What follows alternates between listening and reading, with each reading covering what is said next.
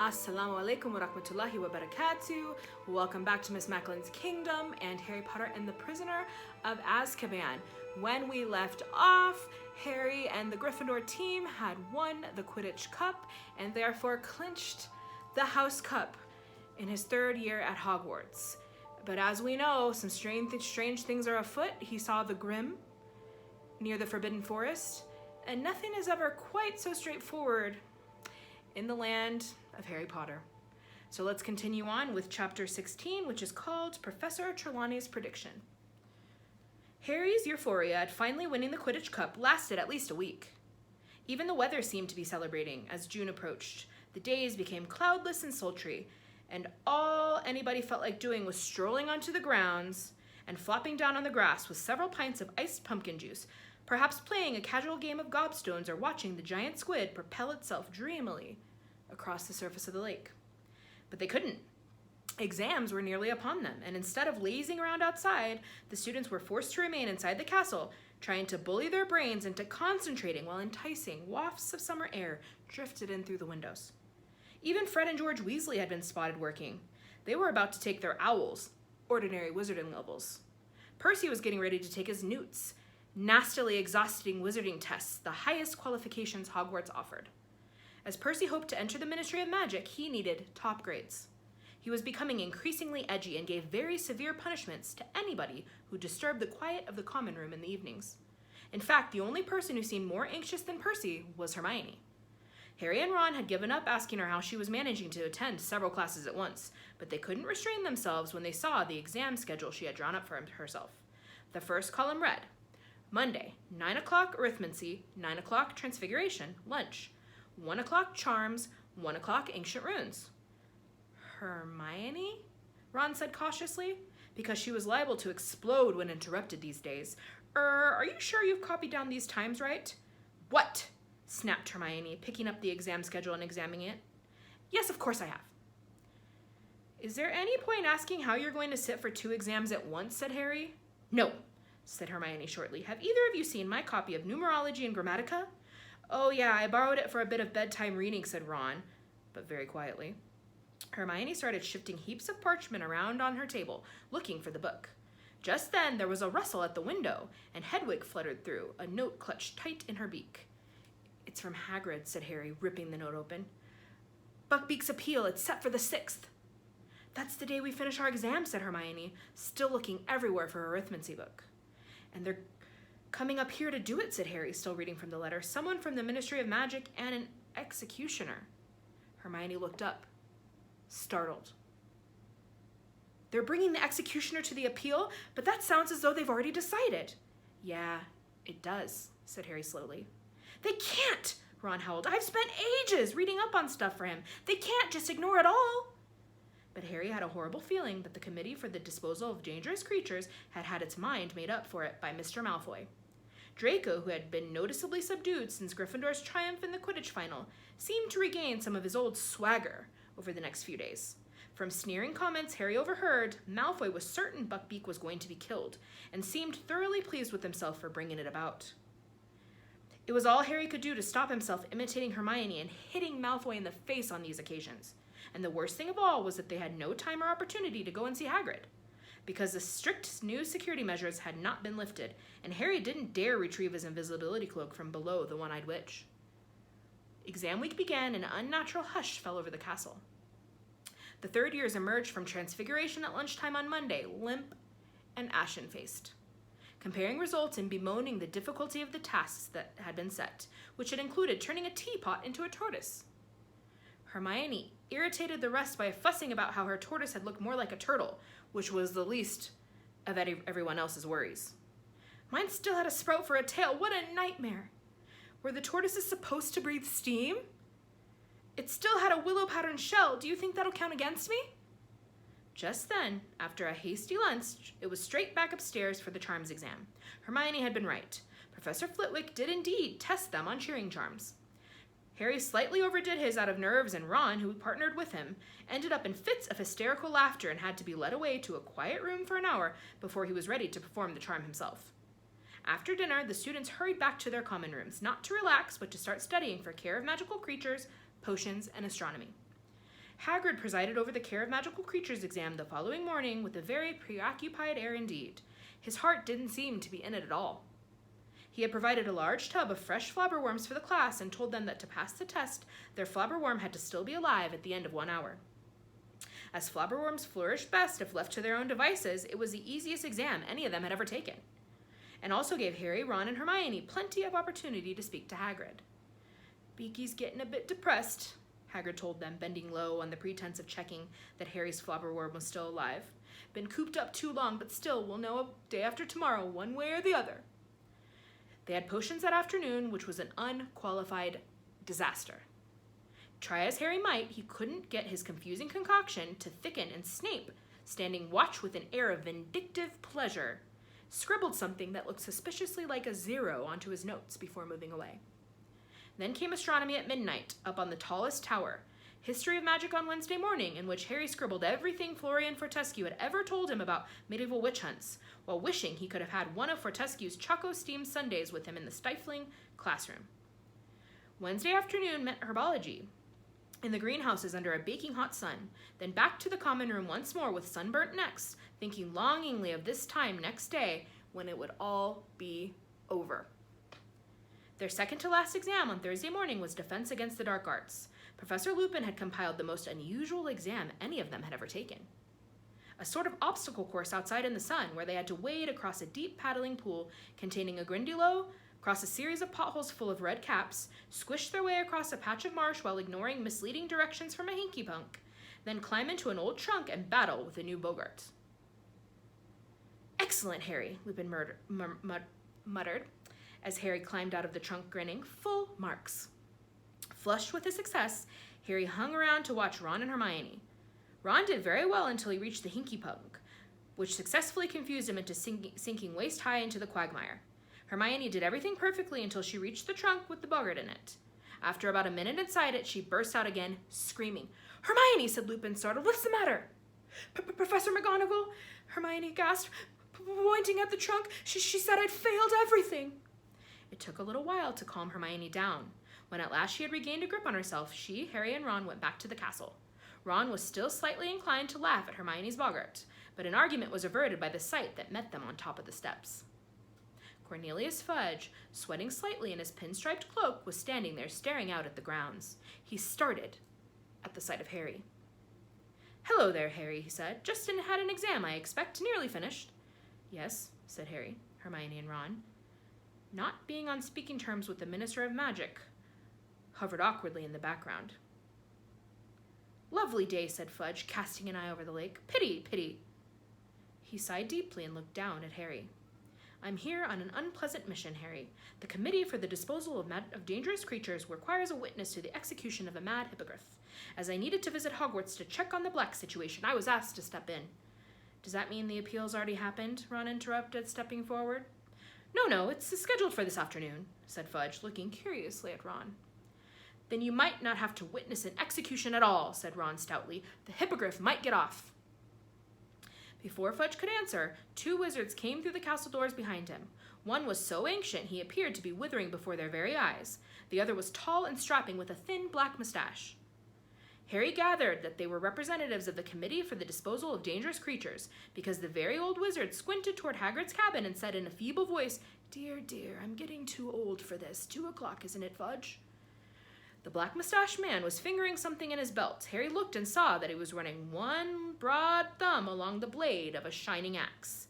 Ron opened his mouth to say something, but Hermione nudged him hard in the ribs and jerked her head toward the entrance hall.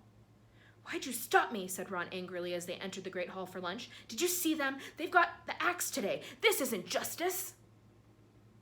"Ron, your dad works for the ministry. You can't go saying things like that to his boss," said Hermione. But she looked too upset. "As long as Hagrid keeps his head this time and argues his case properly, they can't possibly execute Buckbeak." But Harry could tell Hermione didn't really believe what she was saying.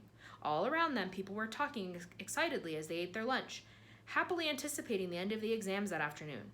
But Harry, Ron, and Hermione, lost in worry about Hagrid and Buckbeak, didn't join in.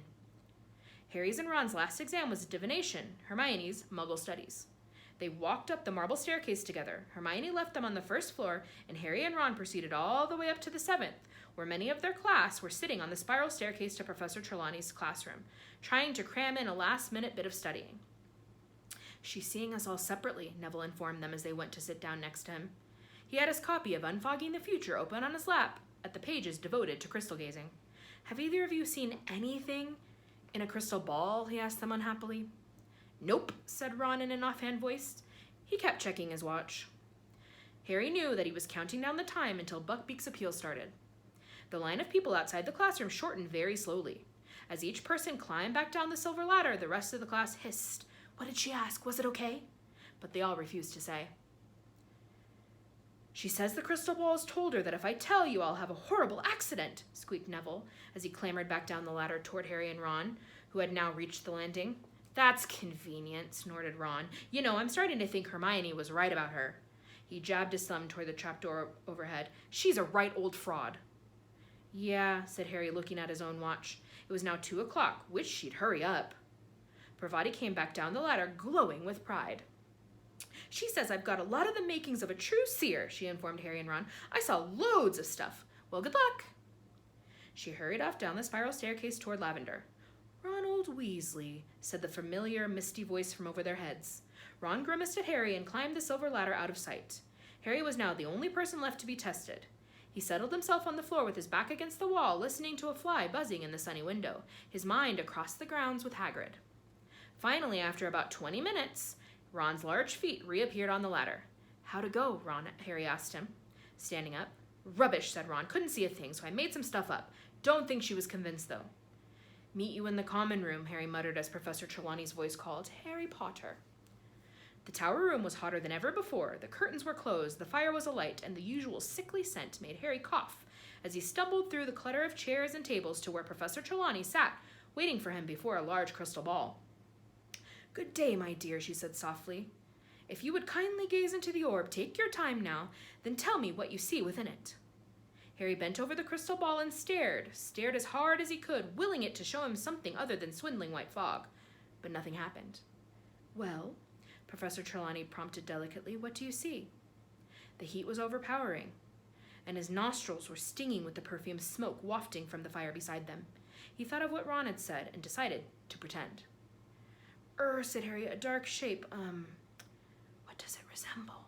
whispered Professor Trelawney. "Think now."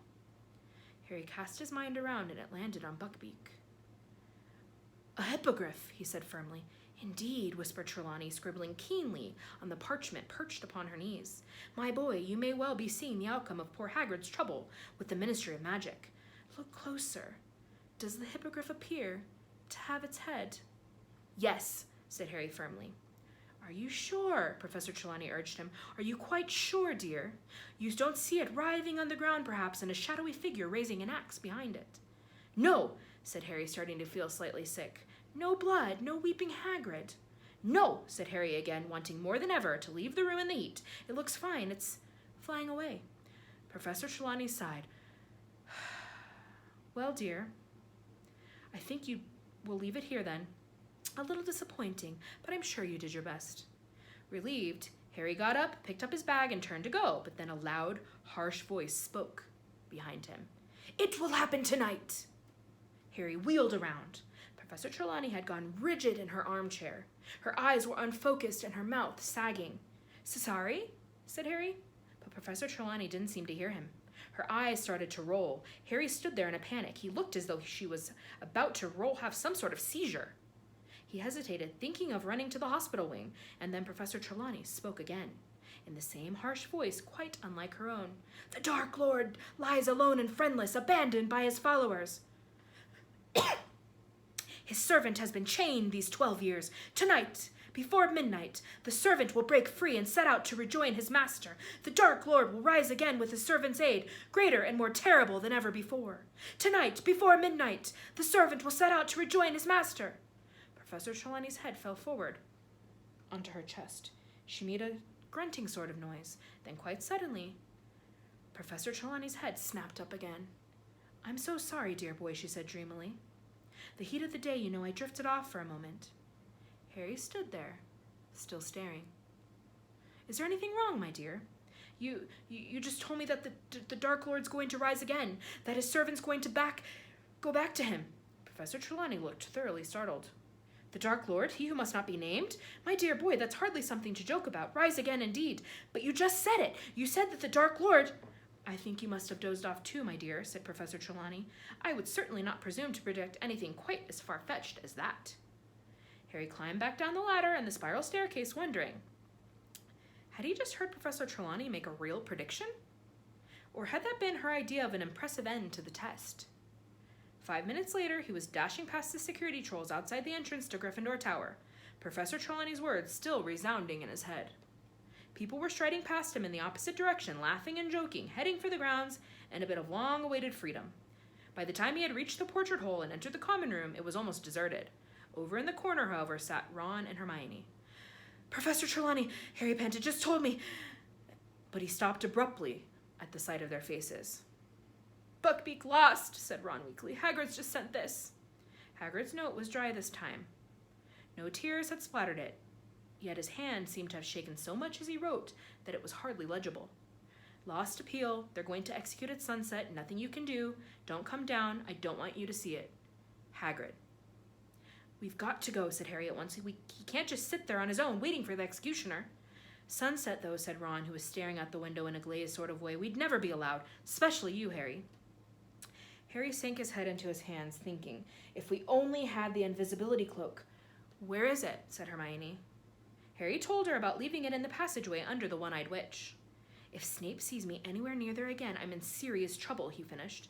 That's true, said Hermione, getting up to her feet. If he sees you. How do you open the witch's hump again? You tap it and say Descendium, said Harry, but... Hermione didn't wait for the rest of his sentence. She strode across the room, pushed open the fat lady's portrait, and vanished from sight. She hasn't gone to get it, Ron said, staring after her. She had. Hermione returned a quarter of an hour later with the silvery cloak folded carefully under her robes. Hermione, I don't know what's gotten into you lately, said Ron, astounded. First you hit Malfoy, then you walk out on Professor Trelawney. Hermione looked rather flattered. They went down to dinner with everybody else, but did not return to Gryffindor Tower afterward. Harry had the cloak hidden down the front of his robes. He had to keep his arms folded to hide the lump. They skulked in an empty chamber off the entrance hall listening until they were sure it was deserted. They heard a last pair of people hurrying across the hall and a door slamming. Hermione poked her head around the door. Okay, she whispered. No one there. Cloak on.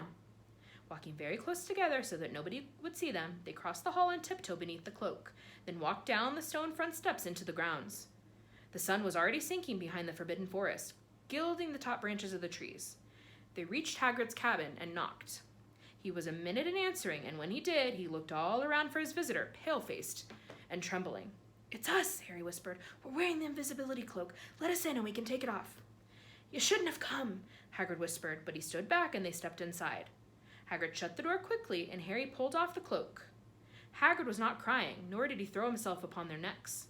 He looked like a man who did not know where he was or what to do. This helplessness was worse to watch than tears. Want some tea, he said. His great hands were shaking as he reached for the kettle. Where's Buckbeak, Hagrid? Said Hermione hesitantly. I took him outside, said Hagrid, spilling milk all over the table as he filled up the jug. He's tethered in me pumpkin patch. Thought he ought to see the trees and smell fresh air before... Hagrid's hand trembled so violently that the milk jug slipped from his grasp and shattered all over the floor. I'll do it, Hagrid, said Hermione quickly, hurrying over and starting to clean up the mess. There's another one in the cupboard, Hagrid said, sitting down and wiping his forehead on his sleeve. Harry glanced at Ron, who looked back hopelessly. Isn't there anything anyone can do, Hagrid? Harry asked fiercely, sitting down next to him. Dumbledore? He's tried, said Hagrid. He's got no power to overrule the committee. He told him Buckbeak's all right, but they're scared. You know about what Lucius Malfoy's like. Threatened him, I expect. And the executioner McNair, he's an old pal of Malfoy's. But it'll be quick and clean, and I'll be beside him. Hagrid swallowed. His eyes were darting all over the cabin, as though looking for some shred of hope or comfort. Dumbledore's going to come down while it happens. Wrote me this morning. Said he wants to be with me. Great man, Dumbledore. Hermione, who had been rummaging in Hagrid's cupboard for another milk jug, let out a small, quickly stifled sob. She straightened up with the new jug in her hands, fighting back tears. We'll stay with you too, Hagrid, she began, but Hagrid shook his shaggy head. You're to go back to the castle. I told you, I don't want you watching. And you shouldn't be down here anyway. If Fudge and Dumbledore catch you out without permission, Harry, you'll be in big trouble. Silent tears were now streaming down Hermione's face, but she hid them from Hagrid, bustling around making tea. Then, as she picked up the milk bottle to pour some tea into the jug, she let out a shriek. Ron, I don't believe it! It's Scabbers! Ron gaped at her. What are you talking about? Hermione carried the milk jug over to the table and turned it upside down. With a frantic squeak and much scrambling to get back inside, Scabbers the rat came sliding out onto the table. Scabbers? Said Ron blankly. Scabbers, what are you doing here? He grabbed the struggling rat and held him up to the light. Scabbers looked dreadful. He was thinner than ever, large tufts of hair had fallen out, leaving wide, bald patches, and he writhed in Ron's hands, as though desperate to free himself. It's okay, Scabbers, said Ron. No cats. There's nothing here to hurt you. Hagrid suddenly stood up, his eyes fixed on the window. His normally ruddy face had gone the color of parchment. They're coming. Harry and Ron whipped around. A group of men was walking down the distant castle steps. In front was Albus Dumbledore, his silver beard glinting in the dying sun.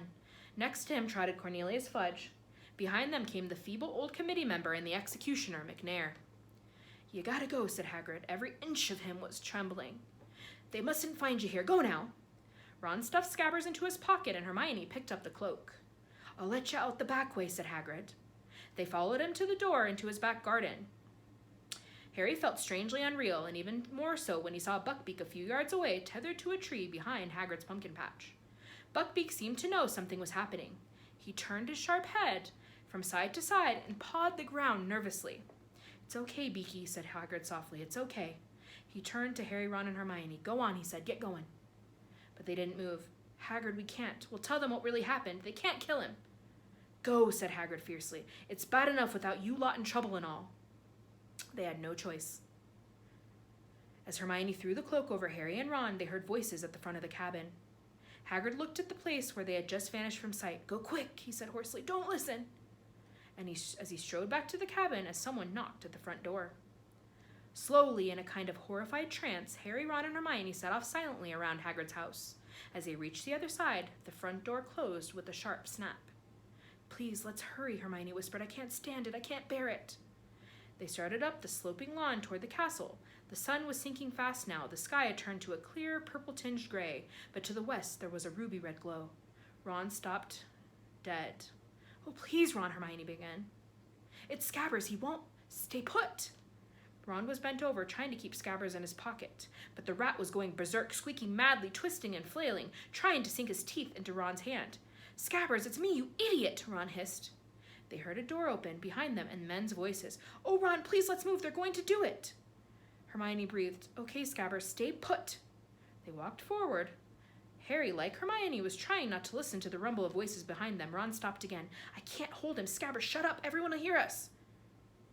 The rat was squealing wildly, but not loud enough to cover up the sounds drifting from Hagrid's cabin. There was a jumble of indistinct male voices, a silence, and then, without warning, the unmistakable swish and thud of an axe. Hermione swayed on the spot. They did it, she whispered to Harry. I don't believe it. They did it. And that is the end of chapter 16. Oh, looks like Buckbeak's gone. Let me know how you feel about that in the comments, and inshallah tomorrow we'll find out exactly what happened and where we go from here. It's a sad chapter indeed. I hope all of you are well and in the best of iman and health, and I will see you soon, inshallah. Assalamu alaikum wa rahmatullahi wa barakatuh. Bye.